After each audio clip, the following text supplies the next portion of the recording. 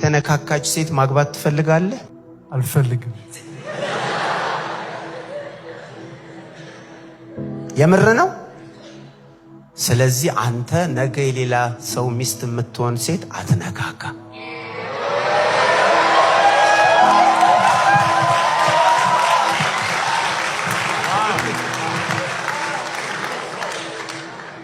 አሜን በላ። አሜን።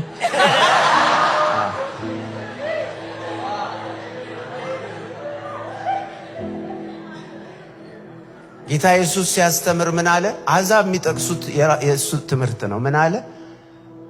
ባንተ ሊሆንብህ የማትፈልገውን በሌላው አታር። ስለዚህ እህትህ እዚህ አጠገብ ያለችው እህትህ ነገ የሌላ ሰው ሚስት ነች። ስለዚህ አትንካ።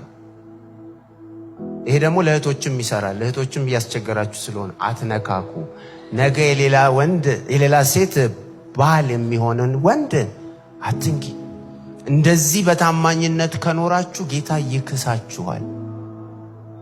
እግዚአብሔር ለሚጠብቁት ለሚፈልጉት የሚክስ አምላክ እግዚአብሔር እንዳለ ወደ እግዚአብሔር የሚመጣ እግዚአብሔር እንዳለ ለሚጠብቁትም ደግሞ ካሳን እንደሚሰጥ ያምን ዘንድ ይገባዋል ይላል ዕብራውያን 11:6።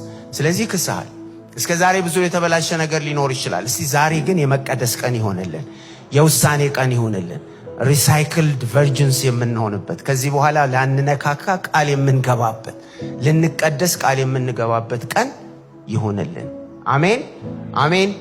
እና ወሲብን ደግሞ ስንፈጽመው ለማን ክብር? ለእግዚአብሔር ክብር እንጂ ለራስ ደስታ የሚባል ነገር የለም። ህይወት የሚኖረው ለጌታ ነው። ደስታችንም ለማን? ለጌታ ነው።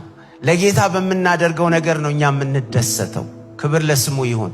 ለዚህም ደግሞ የእግዚአብሔር ቃል እንደዚህ ይላል፣ እንግዲህ ስትበሉም ሆነ ስትጠጡ ወይንም ማንኛውንም ነገር ስታደርጉ ሁሉንም ነገር ውስጥ ምን አለ? ሴክስ አለበት። ለማን ክብር? ለእግዚአብሔር። መብላት ቁም ነገር ሆኖ ከተጠቀሰ ሁሌ እንደምለው ማለት ነው። መጠጣት ራሱ ለእግዚአብሔር ክብር እንዲሆን ከተጠቀሰ ሴክስማ እንዴት ታውቃላችሁ? በእግዚአብሔር መንግስት አጀንዳ ውስጥ የኔ ሴክሹዋሊቲ ትልቅ አጀንዳ እና እግዚአብሔር ለክብሩ ነው ያስቀመጠው።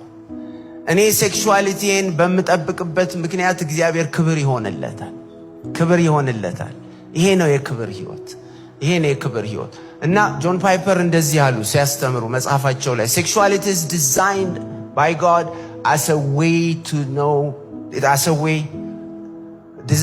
know God in Christ more fully.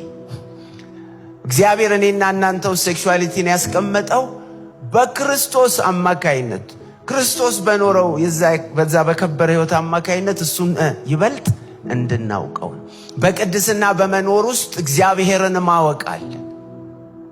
ሴክሹዋሊቲያችንን ጋርድ በማድረግ ውስጥ በቅድስና በመጠበቅ ውስጥ እግዚአብሔርን ማወቅ አለ።